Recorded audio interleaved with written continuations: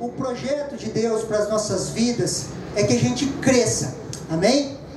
Deus tem nos projetado, queridos, para o crescimento. Deus projetou toda a criação para o crescimento. Se você for ver tudo que é saudável, ele cresce. Tudo na criação, queridos, que é saudável, nasce pequeno e cresce. Há um processo de crescimento e de desenvolvimento em toda a criação, queridos. Foi assim que Deus projetou. Assim como no natural, queridos, um bebê saudável, ele nasce, cresce, se desenvolve. Assim também é no espiritual, queridos. O desejo de Deus, queridos, para todo aquele que nasce de novo, é que ele cresça na sua fé. Nós nascemos de novo, queridos, quando nós aceitamos a Jesus como nosso único e suficiente Salvador. A Bíblia fala que ali acontece um novo nascimento. E a partir desse momento nós começamos uma caminhada de crescimento. E nós vamos crescendo, desenvolvendo. Esse é o projeto de Deus para as nossas vidas. Em 1 Coríntios, capítulo 13, versículo 11, não precisa abrir, queridos, eu vou passar alguns versículos só por introdução. 1 Coríntios, capítulo 13, versículo 11, a palavra de Deus fala assim: quando eu era menino, falava como menino, sentia como menino, pensava como menino. Quando cheguei a ser homem, desisti das coisas próprias de menino. No capítulo 13, queridos, Paulo, em 1 Coríntios capítulo 13, Paulo fala de um caminho mais excelente, que é o caminho do amor. Ele compara o caminho do amor com os dons espirituais, e ele coloca o caminho do amor como um caminho soberano, superior ao caminho dos dons. Não que os dons não sejam importantes, os dons são sim importantes, mas Paulo coloca em uma escala o amor como superior. Eu vou te mostrar um caminho mais excelente. E ele fala dessa soberania do amor com relação aos dons.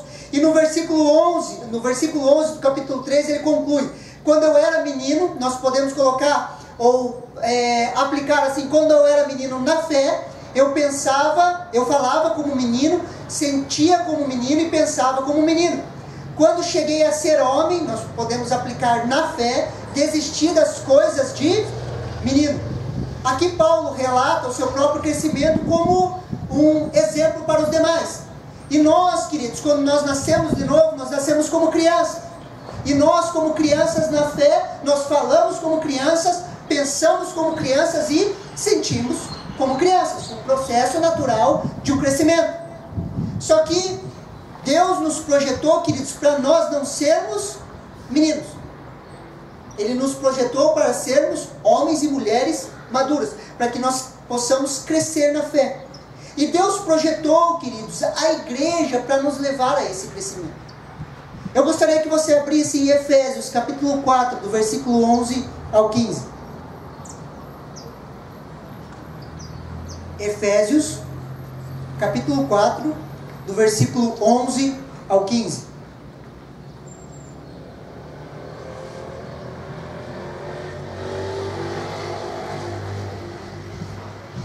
A palavra de Deus fala assim: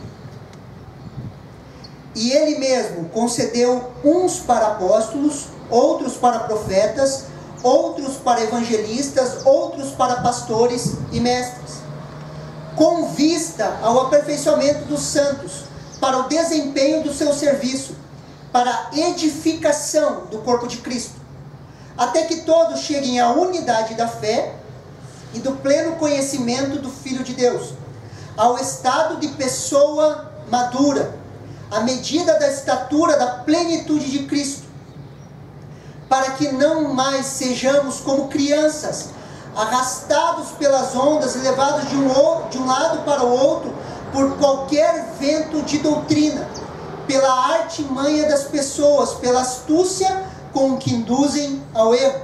Versículo 15. Mas seguindo a verdade em amor, cresçamos em tudo naquele que é o cabeça, Cristo Jesus. Amém? Queridos, aqui nós vemos, queridos, os dons dados por Jesus. Os dons de apóstolo, profeta, evangelista, pastor e mestre. Aquilo que nós chamamos do governo dos 5 ministérios. São 5 ministérios, queridos. E esse governo dos 5 ministérios, eles nos levam ao crescimento. Não são 5 títulos, são 5 serviços. Amém? Isso precisa ficar muito claro.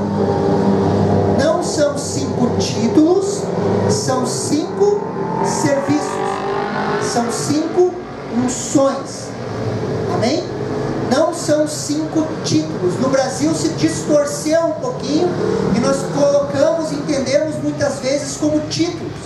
Ah, eu sou o apóstolo, como se fosse um título, mas é um serviço na igreja, é um serviço no corpo local. E os 5 ministérios, queridos, eles têm um objetivo bem definido, ou alguns objetivos bem definidos. No versículo 12 nós vemos assim: com vista ao aperfeiçoamento dos santos, para o desempenho do serviço, para a edificação do corpo de Cristo. Então os 5 ministérios são estabelecidos para o quê?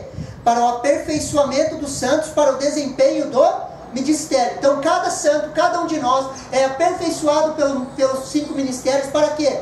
Para o serviço do corpo local. Amém? Para a edificação do corpo de Cristo. Versículo 13: até que todos cheguem à unidade da fé, o pleno conhecimento do Filho de Deus, ao estado de pessoa madura, ao estado de maturidade espiritual, à medida da estatura da plenitude de Cristo. A plenitude e a estatura de Cristo, até nós possamos conseguir entender quem é Cristo Jesus. Amém? Versículo 14: para que não mais sejamos como crianças, arrastados pelas ondas, levados de um lado para o outro por qualquer vento de doutrina. Esses ventos de doutrina, queridos, não são doutrinas às vezes erradas. Se você vai vendo a história da igreja, nos últimos 30 anos, você vê: ah não, agora é batalha espiritual, daí vai todo mundo para a batalha espiritual. Não, agora é discipulado.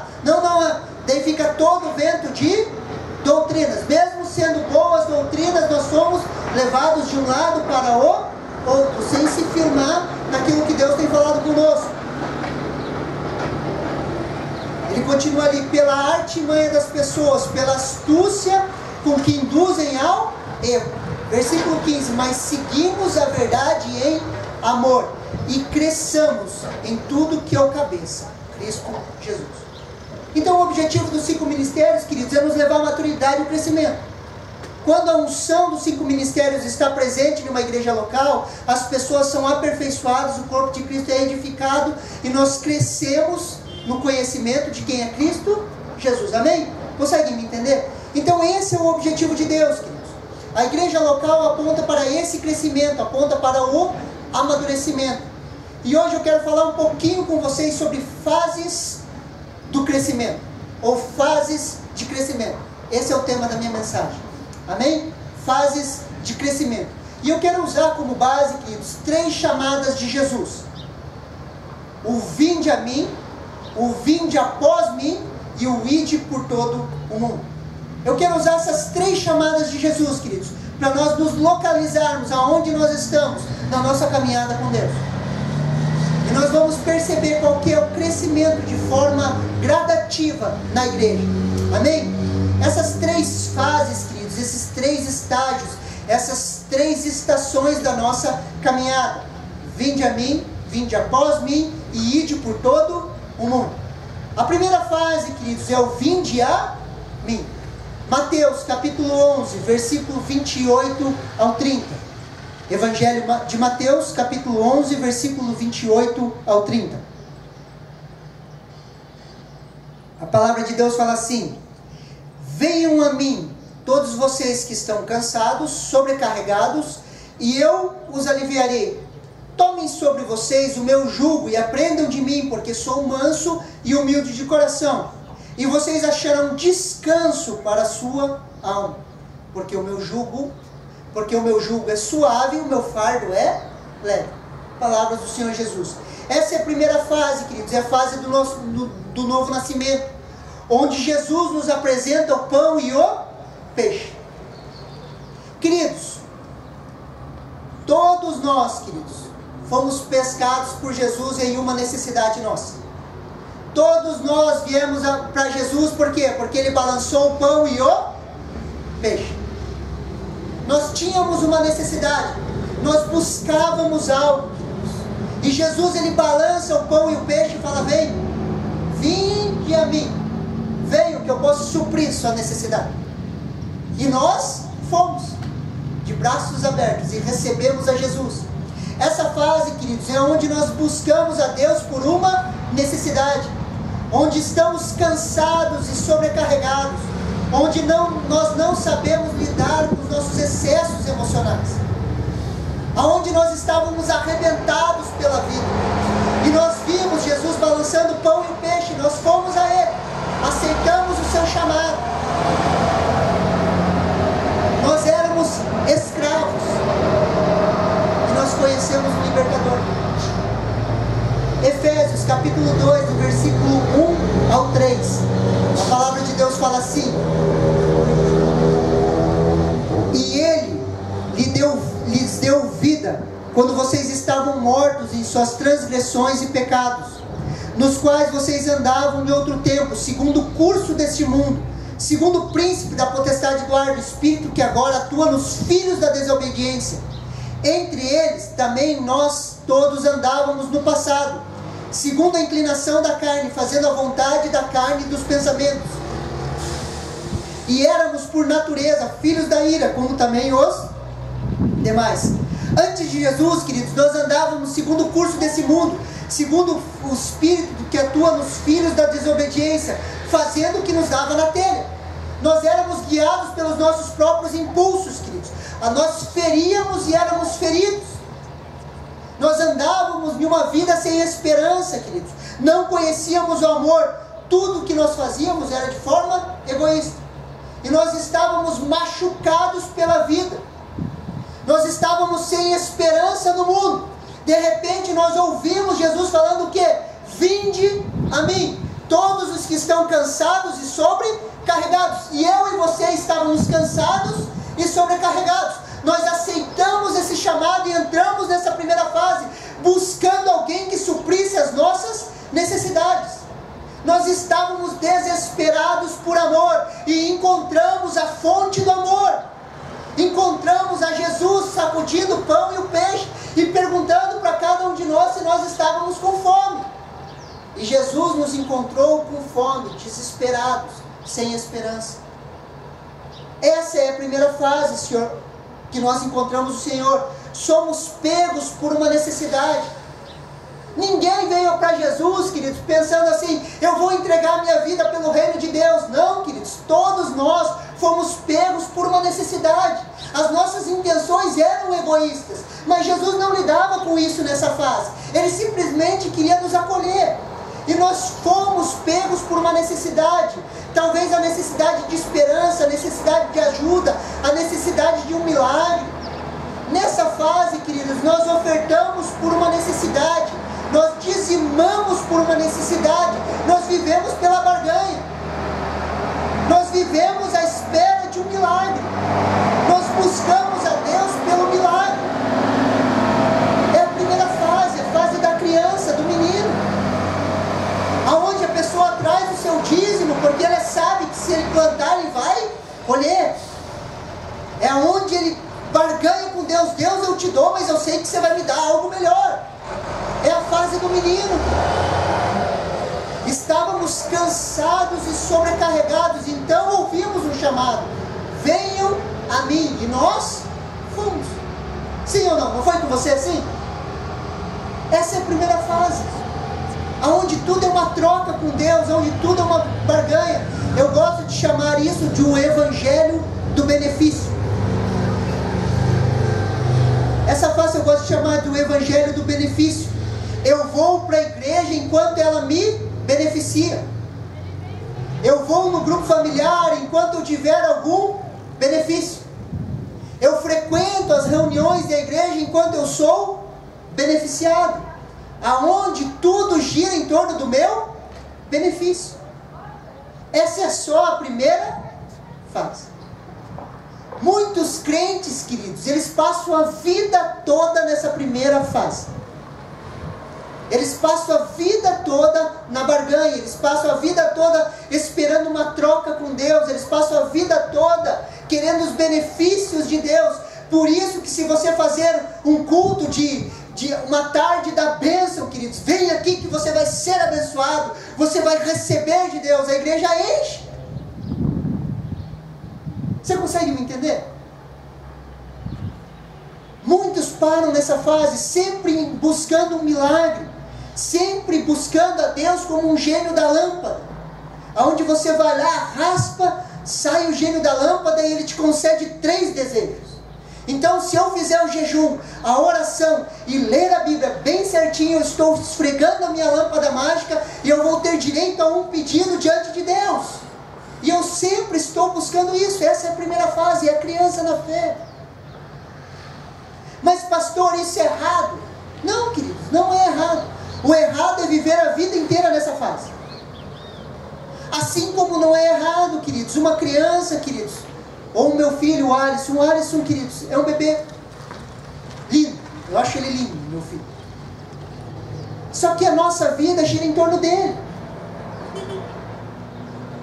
Ele faz as caquinhas na fralda, quem que troca? O papai e a mamãe.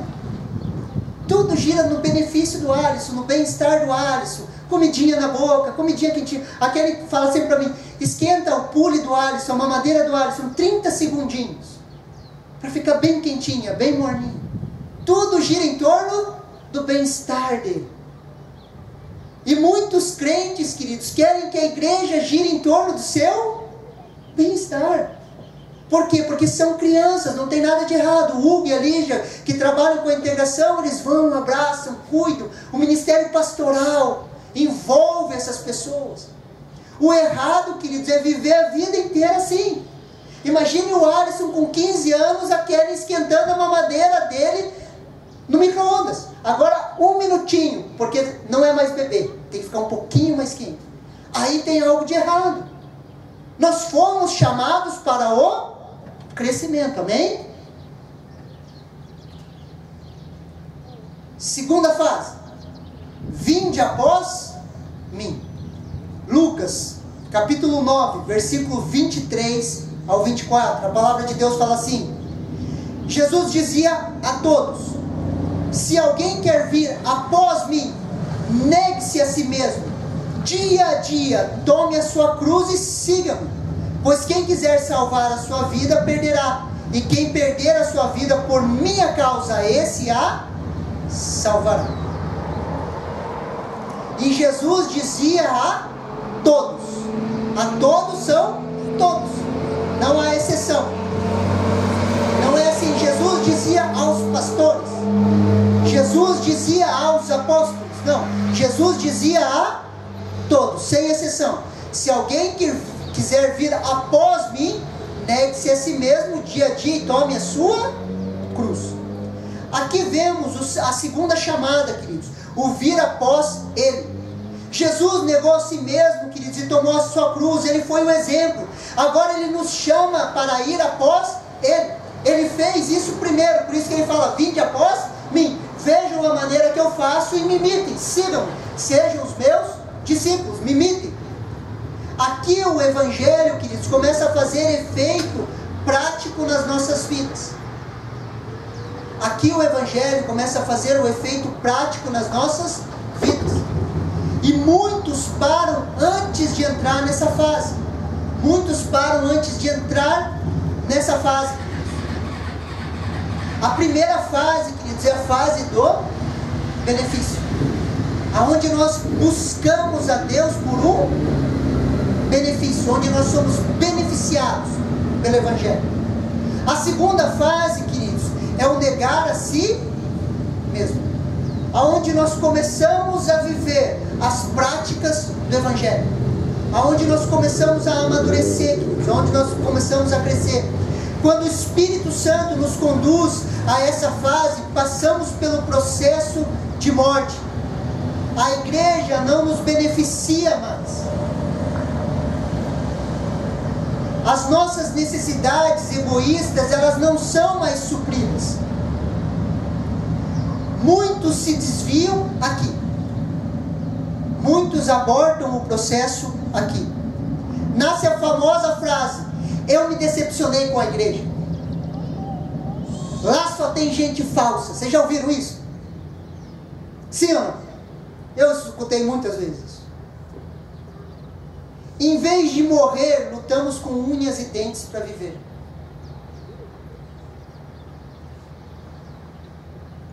O que se fere, queridos, em nós é o nosso ego. E Deus vai golpear o nosso ego até ele morrer.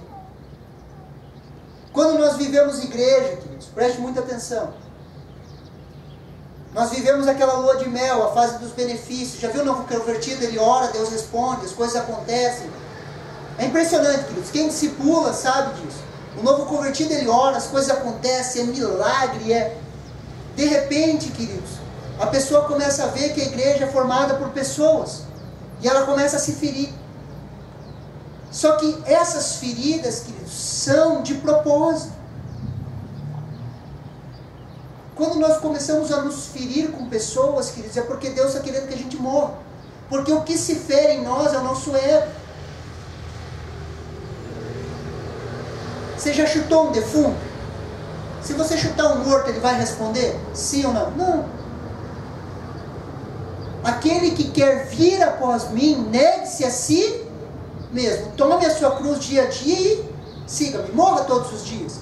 Se nós morremos, queridos, nós não temos mais do que reclamar.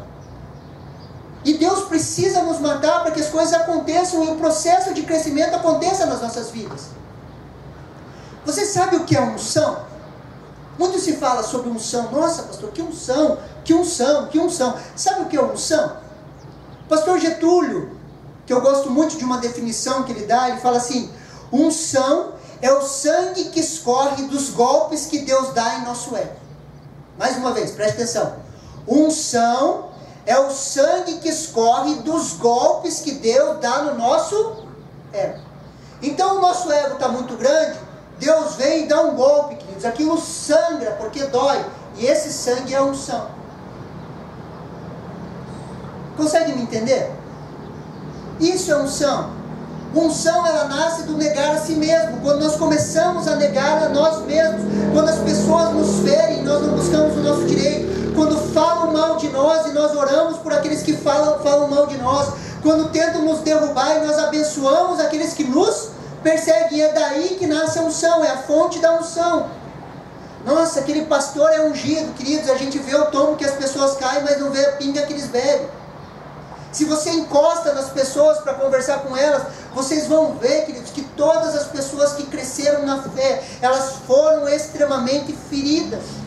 Mas essas feridas, queridos, foram para trazer morte do ego. Esse é o Evangelho, você consegue me entender? Ah, pastor, mas é tão bom quando nós somos beneficiados. Queridos, é bom, mas nós não podemos parar nessa fase. Nós precisamos crescer. Nós precisamos desenvolver. Quando eu não vou mais na igreja para ser servido, eu vou na igreja para servir. Aonde eu não vou mais na igreja para assistir um culto, eu vou para viver igreja, queridos, me envolver com as pessoas. Nessa fase, queridos, aprendemos o poder da renúncia. Não vivemos mais para nós mesmos, vivemos para Cristo Jesus. Tomamos dia a dia a nossa cruz. Gálatas capítulo 2, versículo 19 ao 20, a palavra de Deus fala assim: porque eu, mediante a própria lei, morri para a lei, a fim de viver para Deus. Estou crucificado com Cristo. Logo, já não sou eu quem vive, mas Cristo vive em mim. E essa vida que agora tenho na carne, vivo pela fé no Filho de Deus, que me amou e se entregou por mim. Paulo, queridos, ele tinha essa convicção: já não sou mais eu quem vive, mas Cristo vive em mim. Paulo enfrentou o que enfrentou pelo poder da renúncia. Querido, se você for ver a história de Paulo, você lê a biografia de Paulo em Atos dos Apóstolos, queridos, você lê as cartas, queridos, que Paulo apanhou, Paulo sofreu, Paulo viveu isso. mas ele viveu tudo o que ele viveu, porque ele entendeu o poder da renúncia. Paulo, ele não buscava os seus direitos, ele não tentava salvar a sua vida, ele perdeu a sua vida, e ele perdeu a sua vida por amor a Cristo Jesus, a ponto de ele dizer: não sou mais eu quem vive, mas Cristo vive em mim. A vida que eu vivo hoje na carne, eu vivo pela fé no Filho de Deus. Por quê? Porque Jesus se entregou por mim. É isso que ele fala. Quando eu entendo que Jesus se entregou, morreu na cruz por mim, eu me entrego por Ele e morro todo dia por Ele. Paro de buscar os meus direitos e começo a viver o Evangelho segundo as Escrituras.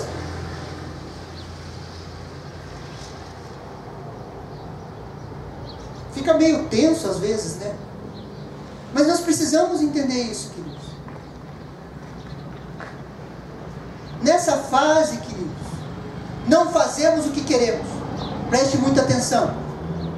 Nessa fase, Deus vai nos levar a não fazer o que nós queremos, mas aquilo que Ele quer. Abram comigo, João, capítulo 20, versículo 18 ao 19. Evangelho de João, capítulo 20, versículo do 18 ao 19.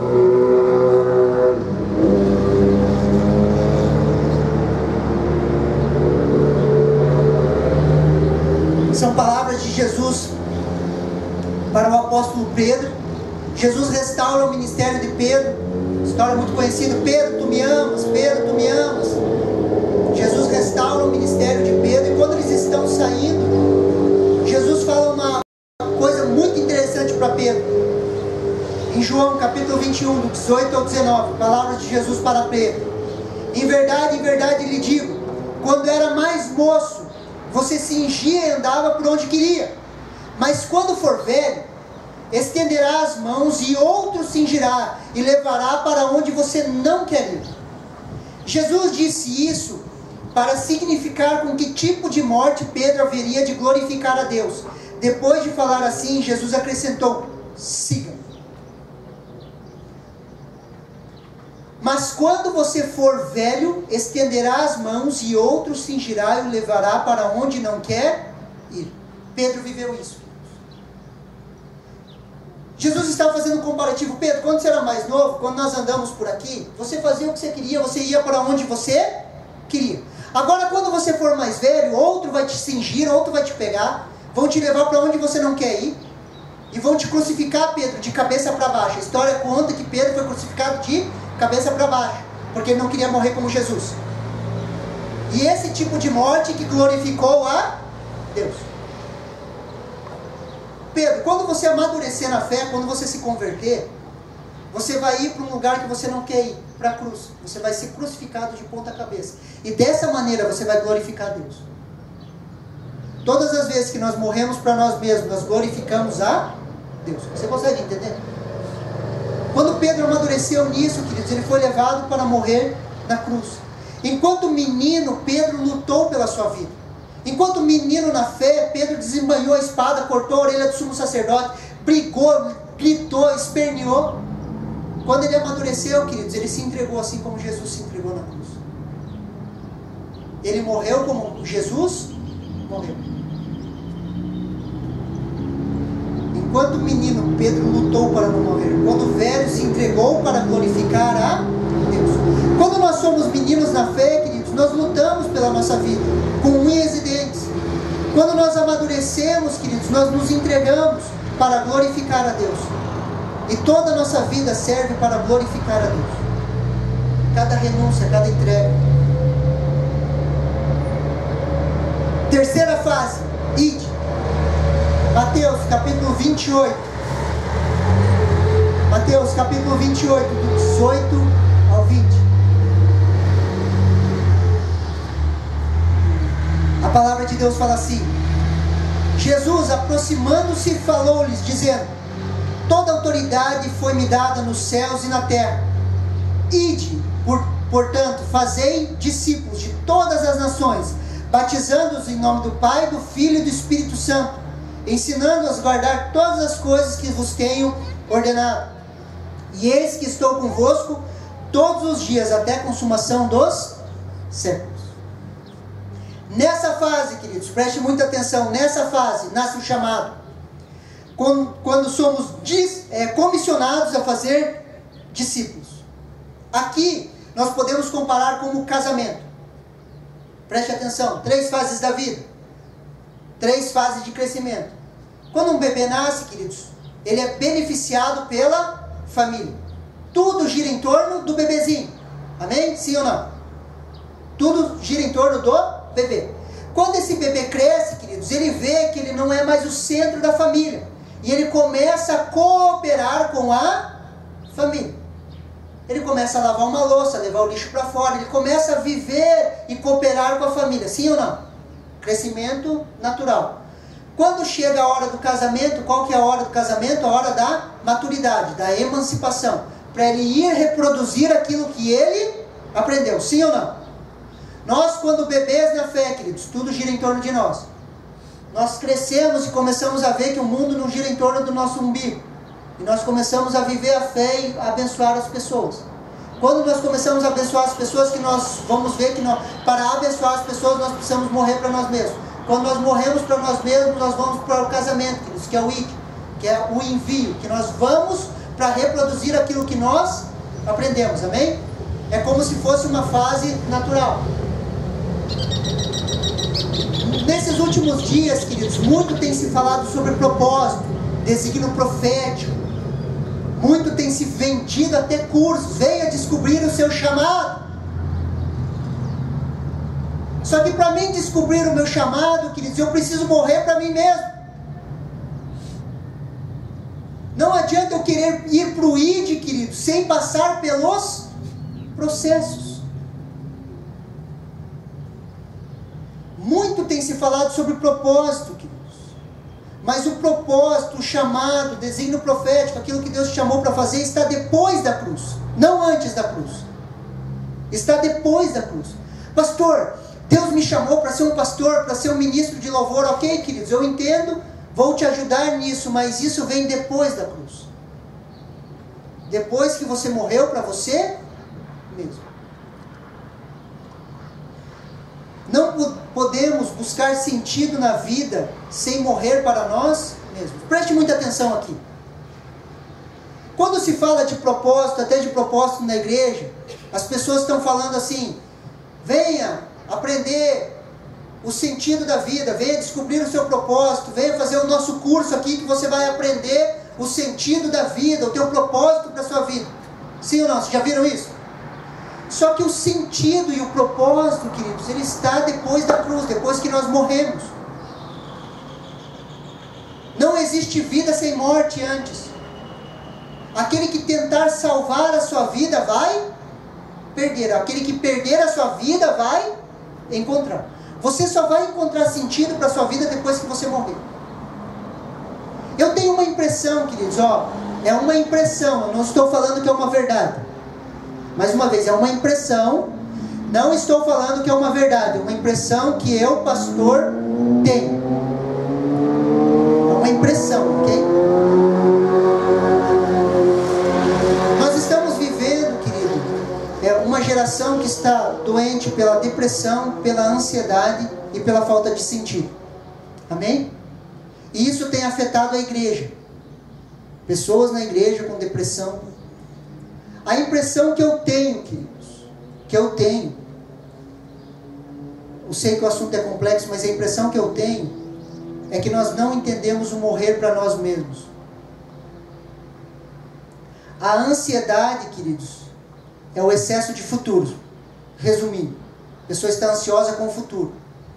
Só que se nós morremos para nós mesmos e a nossa vida está escondida em Cristo, nós não nos preocupamos com o dia de... Na teoria funciona. Só que na prática nós não deixamos Deus golpear o nosso ego. E talvez a depressão seja a tentativa de não morrer para nós mesmos. É a angústia da luta com Deus. Você está conseguindo me entender?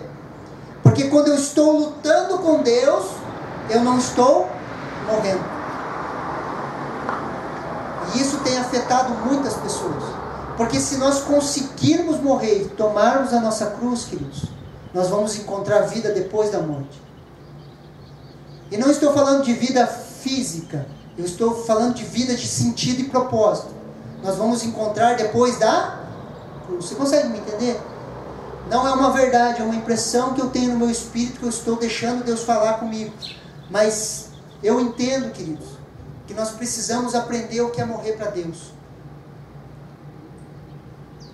Nessa fase já não vivemos pelo benefício, já não vivemos para nós mesmos, vivemos para o propósito, a manifestação do reino de Deus. Vivemos igreja. Não somos mais frequentadores, não somos mais membros, mas nós vivemos igreja. E nós somos comissionados a fazer discípulos. Amém, queridos? Você recebe essa palavra no seu coração? 3 fases, queridos, da nossa caminhada. Vinde a mim, ide após mim, e ide por todo o mundo. Agora nós precisamos trazer uma reflexão. Em que fase que eu estou? E para onde eu estou indo? Amém? Você recebe essa palavra, queridos? Vamos orar?